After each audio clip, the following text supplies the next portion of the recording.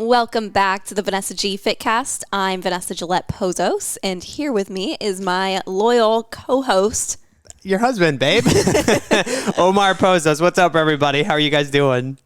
I'm doing well. I don't know about you. How are you doing? You know, I feel like you're in this like a humorous, funny mood today, which I love. Humorous. I don't know, funny. I'm doing great. I'm excited. I want to say happy early B-Day to my lovely wife. If you guys are listening to this, her birthday was on Friday. So reach back out, tell her how beautiful and young she looks at 28, will you?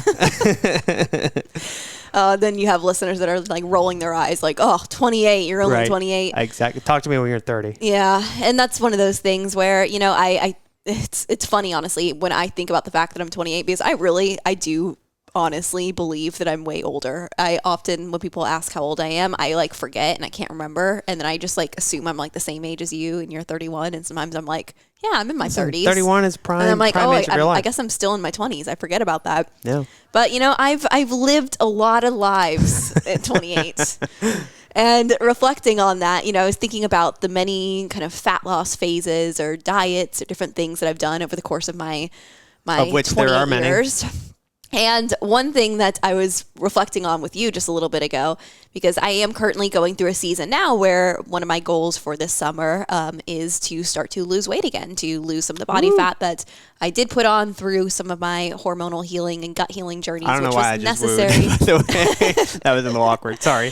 But as going through that, I was just reflecting on, you know, the many kind of fat loss phases and like diets and different things that I did in the past that I did so many things wrong. And there's so many lessons that can be learned. That is why I want to help our listeners cut through the BS and not go about trying to lose weight the wrong way. So one of the many things I did wrong back when I used to try and lose weight was I would go straight to cardio. I vividly remember when I had first moved to Atlanta, I was renting a room in a house kind of in the suburbs. And I just remember waking up one morning because I just, you know, this was my first job right out of college. And so like starting to actually get dressed up for work. I remember putting on a dress and like not liking the way I looked in it. And I was like, oh my gosh, I need to lose some weight. I'm feeling self-conscious. The first thing I decided right in that moment, what I'm going to do to fix this problem, you know what? Tomorrow morning, I'm waking up early and I'm going for a run. And that was always my solution when I was like, oh my gosh, I need to lose weight. That would be the first thing that would pop in my head was like, I need to start running. I need to wake up early and start running again. And I did that for a while. I would wake up super early before anybody in the house that I was running was up, and I'd go and run through the neighborhood. And the thing is, it didn't make any difference. I didn't really lose weight from it. I had to actually manipulate my diet and learn a lot of different things about nutrition. And I started to add in strength training. And that's where ultimately I was able to actually lose the weight through that first time. And I know I've shared pictures on social media many times before I even have photos of myself like running through the Beltline of Atlanta. And honestly, I remember when that photo was taken because it was doing this like race where they had a photographer. And I remember seeing that and being like, oh my God, how is it that I'm running so much? I'm running more than I ever have in my life. I'm doing all these races, all these 5Ks. I'm running like every day. And I still look like this. I don't look like I've lost any weight. I don't look athletic or fit or lean at all. Like, what is wrong? And that's what led me down the journey of finding more effective ways for fat loss, which is what we're talking about today. Do you think, and I'm just totally curious, and I'm sure we'll kind of get a little bit more into depth, do you think that part of the reason why people choose or they decide to do cardio is because it gives them an instant like gratification of like, oh, like I just got a really good sweat in, like I put in the work. Do you think that could be part of it? I think that's a big part of it is like when you break that sweat and you feel like, you know, you feel exhausted, you feel fatigued. It feels like, oh, I should definitely be burning body fat doing this. But it's not really, especially sweat is not equated to burning body fat by any means. I hate to break it to you guys, but and we've talked about this many times before, but more is not always better. You have to work smarter, not necessarily harder. And I that's what we want to chat about that's what we want to chat with you guys about today. So yeah, let's dive into it. I'm excited for this. Yeah. So I want to be clear. I am not anti-cardio. I don't believe that cardio is bad. I'm not like, oh, I'll never do cardio. I think there's a time and a place for cardio, and there's a way to use cardio. The thing is, most people, like my past self, are misusing cardio because they are starting to add in cardio when they want to lose weight. They're thinking, I need to use cardio as a tool for fat loss, but it's actually a really terrible tool for fat loss. And I'll tell you why. So the best way to actually start to help your body lose weight is not cardio, it is strength training. And that's because strength training is really effective for building your metabolism up. Strength training is sending a signal to your body of, hey, we're putting this stimulus of lifting these weights, and because of this, we need to add strength. And in order to add strength, we need to add or hold on to lean muscle mass. Lean muscle is metabolically active tissue. Lean muscle is incredible for firing up your metabolism. So that's what happens when we lift weights. That's what happens when we strength train or do some form of resistance training. Now, when we go towards cardio, which is what a lot of people like to do when they want to lose weight, we start adding in runs, we start adding in biking, cycling classes, HIIT classes, different things like that, is essentially now you're just telling your body, hey, we need to burn calories in this moment, and we don't need muscle for this. We actually don't need muscle very much to, go for runs or biking. Like, just look at, the Tour de France athletes. I know we saw like a commercial for like some documentary on that. And look at the marathoners. Like, all the top marathoners are teeny tiny. They don't have a ton of muscle. They're just very lean. And like, that's part of the strategy is they want to pare down as much muscle as possible to be as light as possible. Now, the reality with that is when you lose muscle, you are losing metabolically active tissue. You are slowing your metabolism down. We also know, because we've talked about this many times in the podcast, so if you're a long-time listener, you know this. VGFN, a fitcaster, I guess you want to call it. Sure, we just named you a fitcaster. So you're a fitcaster, you've been listening for a while, you know that also being in a calorie deficit, eating less food is also telling your metabolism to slow down. So now we're telling, from two different signals, we're telling the body we need to slow down the metabolism. We need to slow it down because we're doing this cardio, and in order to go for these runs or go for these bikes, we need to make sure that like we're not using up all of our calories, and we need to make sure that we're not holding on to too much muscle. And then also we are eating less calories. So it's another way of telling your body, oh my gosh, we need to make sure that we're not burning too many calories. So essentially, you're sending your body a signal to slow down the metabolism, which means that maybe initially you might lose weight from adding in cardio, but that weight loss is going to stall out super fast. That's why a lot of people hit plateaus. They're never able to reach their fat loss goals, and then they add back weight really fast. All right, so break it up for us again, because that was a lot, and it's a hard concept, I think, to understand a little bit at first. But essentially, and correct me if I'm wrong, what you're saying is with strength training, you're putting in the work, you're getting stronger, you're building that lean muscle mass, and that lean muscle mass itself is going to work for you when you're outside the gym. Therefore, you're burning more calories. You become this calorie burning machine because you're working on building lean muscle mass, right? Yep, exactly. When you go on a run, you're burning calories during that run. Sure, obviously, you're working hard. Your body's burning calories. It's burning energy in order to sustain that run. But when you stop running, that calorie burning goes down. Got it. You're not burning any extra calories from doing that. If anything, now your body is actually learning, if you're repeatedly running over and over again, your body is learning that, hey, we do this activity that requires me to expend a lot of calories, expend a lot of energies. So we need to save our calories. We need to save our energy for that, which means we start to store more body fat. Yeah, and if you think about it, think about the perspective of the cycle you just started with lean muscle mass. It's working for you. It's working outside the gym. Therefore, you can eat a little bit more because you're still burning the calories. With cardio itself, if you use it for weight loss specifically, you're now slowing down a lot of your systems because your body's saving the energy for when you do go on a run.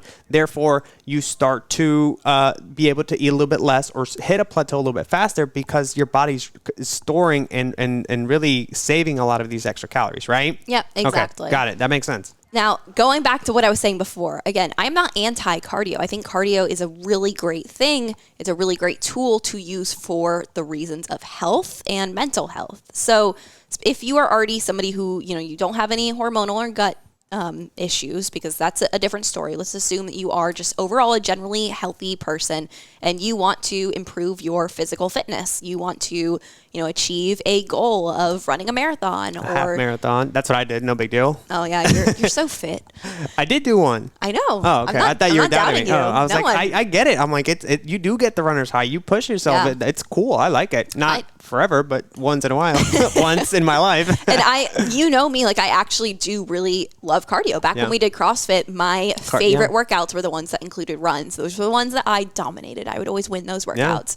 But I actually really appreciate and enjoy the act of running. And it's something that I have since I was a child. I started running in races when I was in the 4th grade. It was when my dad got me into it. And by Is that when you started doing triathlons? 6th grade, I started doing triathlons. And that's when I kind of started to fall out of love with running because I hated the whole triathlon competition portion of things. So yeah, basically anyway, throughout my life, I've always enjoyed the act of running. And I do think that running can be extremely beneficial for certain things.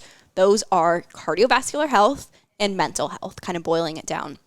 Running, cardio, different things are great for just overall, how you feel about yourself, just like that runner's high, like you mentioned, like that can be a great thing.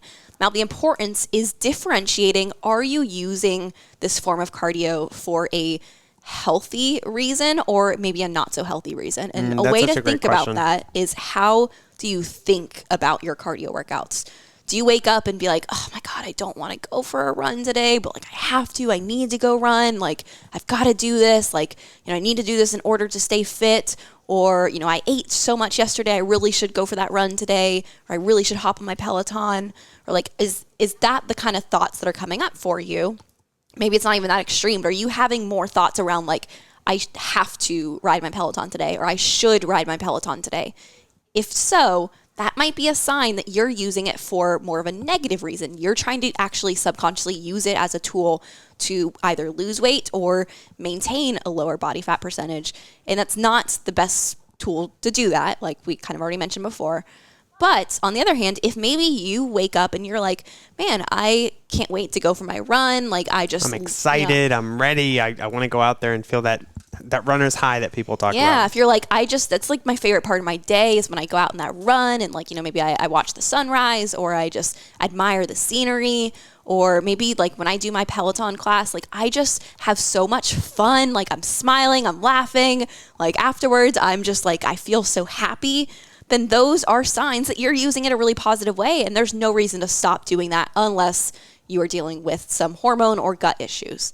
Now, if we are going down that path of, if you do have hormone or gut issues, even if you currently are using cardio in a healthy way for mental health reasons, we're going to have to likely find something else to give you that same mental health benefit, that positive thing that you're getting from the cardio, because cardio can be stressful on the endocrine system, on our hormone health, and it can be stressful on our immune system. It can be stressful on our gut health. Like it can be really stressful on these systems because it is a very sympathetic dominant activity, which means it is very taxing. Yeah, it's putting your nervous system into a stressed state. So even if you're like, man, but I feel so happy, like I feel like I'm less stressed after I work out, your body might not be perceiving it that way, which your body's going to tell you through things like having some gut health symptoms. Maybe we're bloating a lot after our meals. Maybe we're, gassy. Maybe we have reflux. Or it could be, hormone issues. Maybe you find that you're pretty low energy. You tend to always reach for a cup of coffee in the afternoon, or maybe you just don't feel your best. You're struggling to lose weight. These might be signs that we need to actually pull back from those forms of cardio and look for something else that can still give you that high, that good feeling that you're currently getting from cardio, and temporarily get it elsewhere until we can get you healthy again, and then we can add those things back in. Yeah, and when you put it in that perspective, I mean, seriously, think about it this way.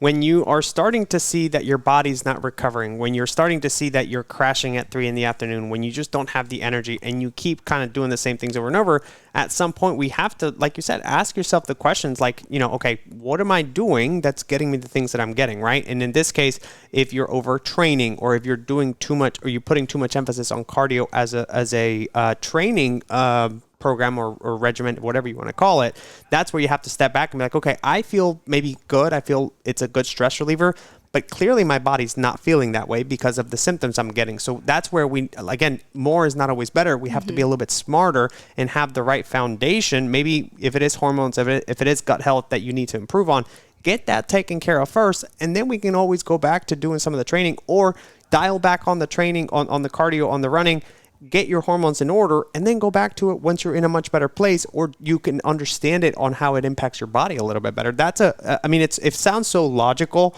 but when you're doing it, and I've done this to myself. I've been the guy that, has trained 2 days a week, and I'm like, oh, more. And I'm like, I'm exhausted. I can't keep up with this, and then I'm like, I don't want to do any of this, Yeah, exactly. So let's talk about how can you best use cardio in terms of just like if you do have fat loss goals, if you are trying to achieve some of these things. Now, there are different types of cardio. When we talk about using cardio in general, we're typically talking about adding in specific cardio, such as, I'm going to go for a run, or I'm going to, ride a bike or do a cycling class, or I'm going to go do like some walking incline, or some stair stepper, like these more traditional forms of cardio. We don't want to add those things in when we're trying to lose weight. I mean, like for all the reasons we've already talked about, but also it's typically now inherently not sustainable. You're adding it in for a period of time, which means then when we kind of finish out that phase of trying to lose weight, it's harder to set yourself up for it being sustainable, for you to be able to maintain it, because you've added these things in, and now you might need to continue to do those things in order to actually maintain your new leaner body, which is probably you don't want to like spend an hour of doing like this fasted cardio on the treadmill every morning for the rest of your life, right? Yeah. I know I definitely don't. So how can you actually use it more appropriately is to make it a sustainable practice where you're just building the habit of walking more.